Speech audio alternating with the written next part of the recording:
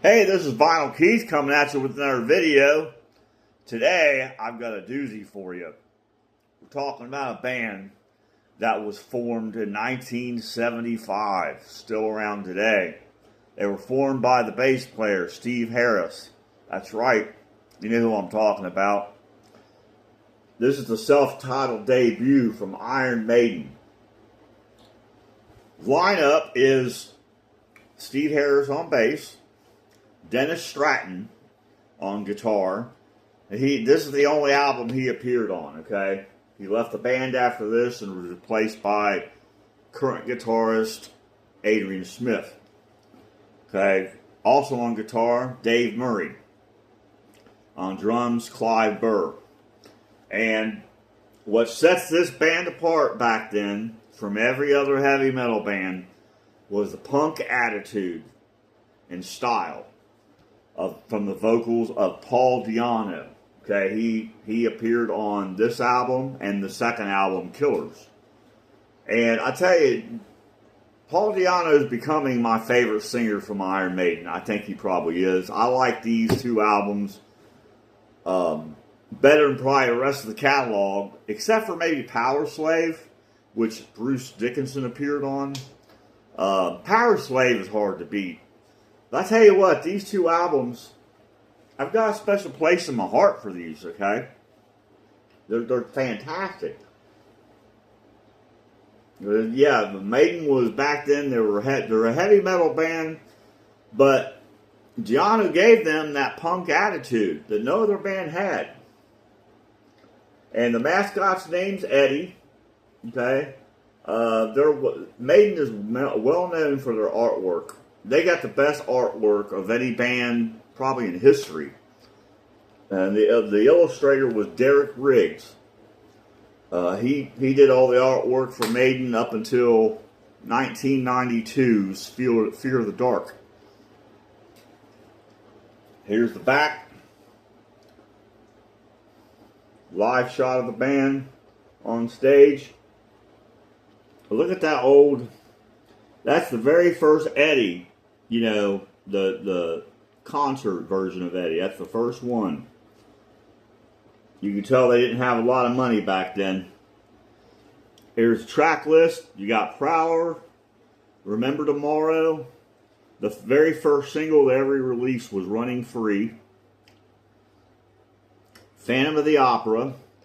Transylvania, the instrumental, which is fantastic, by the way. Strange World, Sanctuary, Charlotte the Harlot, and the song Iron Maiden. They kind of hold the distinction of being one of the few bands, along with like Black Sabbath, to have a song named after the band, which I think is kind of weird, kind of neat. But yeah, this is a fantastic album. Released April 11th, 1980. And I've got a couple of copies of this. They were signed to EMI record company, and their subsidiaries are Capitol and Harvest. And I've got a copy of Capitol right here. And the next one I'll show you is the Harvest label. But yeah, Iron Maiden, self-titled debut. This is such a great album. Has that punk attitude that you don't get on any other Maiden album after Killers, okay, the second album. Okay, let me show you the second one. Exact same copy, except this is on Harvest. There's nothing else different about it. And there's the Harvest logo.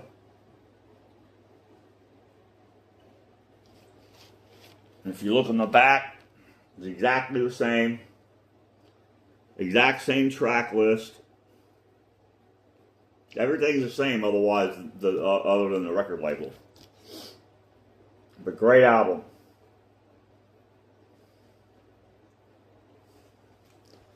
Now, I've also got a couple of singles corresponding with that album.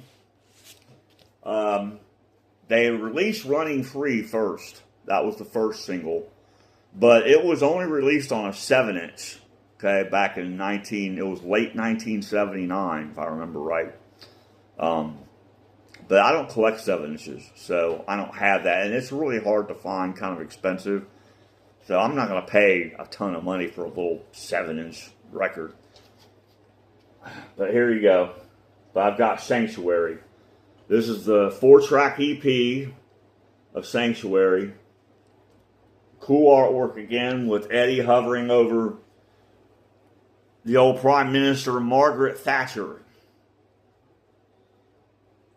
Really good likeness of her too. Derek Riggs was a hell of an artist. Even says Iron Maiden on the little blanket or whatever she's wrapped in. Flag, I don't know. In the streets of London on an eerie night again. There's the back. There's the band there. And that's, let's see if I can get this right. Dennis Stratton, Dave Murray, Clive Burr, there's Paul Di'Anno,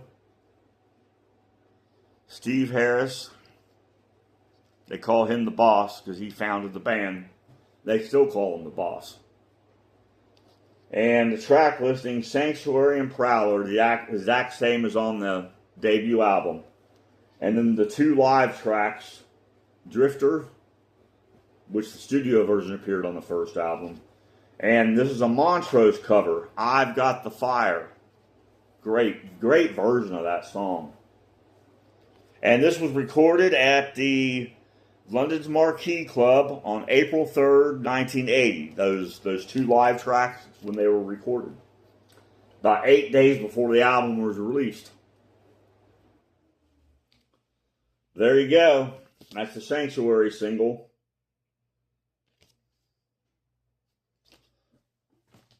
Next, released in October of 1980, about 6 months after the first album, and incidentally, 6 or 7 months before Killers was released, their second album. So this didn't appear. This is Women in Uniform. It's a cover from the Skyhooks. This song did not appear on any Maiden album. Okay, so this is a non-album single. And this is one of my favorite early Iron Maiden tracks. Fantastic. You got Woman in Uniform, another non-album track, Invasion, and then the live track, Phantom of the Opera, and that was recorded July 4th, 1980, also at the Marquee Club. Again, note the artwork, really cool stuff on an eerie night, looks like in London. Eddie being the womanizer there. Got a couple of them with his arms around him. That might be, I don't know if that's Margaret Thatcher. It may or may not be. I don't know. It looks like she's ready to blast them. Pretty cool, huh? Women in Uniform. And there that shows the what was on the very first single they ever released, Running Free and Burning Ambition. Another non-album track. That was the 7-inch that I don't have. It's hard to find, so I don't even bother with it. I've got the song Burning Ambition on another compilation, so it's no big deal. And of course, Running Free is on the debut album. So, but yeah, there you go. Women in Uniform. Those are the 2 singles I have. Now on to the bootlegs. I got 2 of them. This was recorded in 1979 at Ruskin Arms. Okay, this is before I think before they were signed. Definitely a few months before they recorded the first album. It was recorded April 10th, 1979 at Ruskin Arms, London, England. See right there? So this is really cool to have. This is Maiden when they were hungry, trying to make a name for themselves, playing in the clubs in England, man.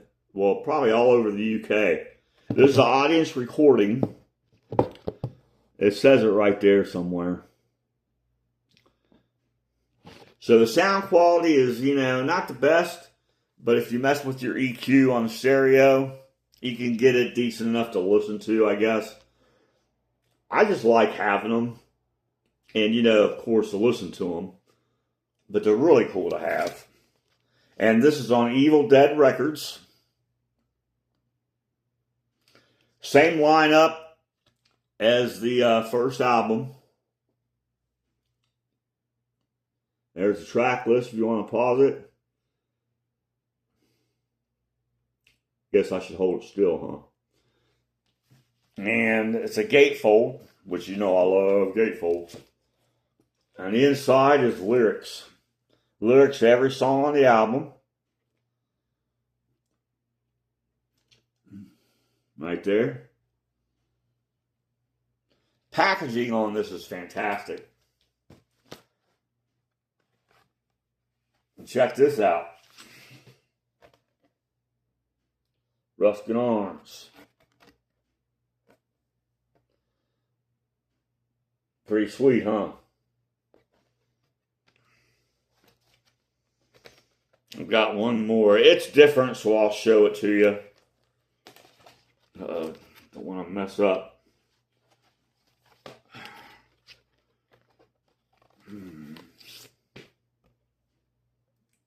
Iron Maiden there, and this is cool. Look at that.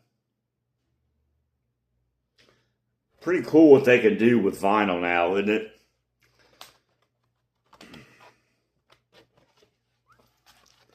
But yeah, Ruskin Arms, 1979. I've got another one I'll show you. This is titled The UK Tour 1980. Teenage Eddie again, ready to slice you up. Also an audience recording. Made by the same company, this is as the other one, Evil Dead Records. There's a track list. This was recorded June 20th, 1980. Live at the Rainbow Theatre in London. Everybody's heard of that place, I think. There's a track list. And it's the same thing, mess with the EQ. Try to get it sound as good as you can. Both of these track lists are really good. Both of them have songs that appeared on the second album, Killers. Back then, before they were signed, they had already written songs for 2 albums, and they were playing them in the clubs. So that's kind of like a bonus on these. You get songs from Killers too, and same thing. You got lyrics. Great stuff. Now both of them are the same, but it's on red vinyl. So I'm just going to show you one. That's the Evil Dead logo. Evil Dead Records. Ends up showing you upside down again. There you go. But yeah, these are really cool to have. Even got it on the spine if you can read it. I don't know. Iron Maiden UK Tour 1980 says it even on the spine. Great quality on these bootlegs, by the way. Great quality. You can tell. That's all I got for you. Iron Maiden's self-titled debut album. 2 singles. 2 bootlegs. Great stuff.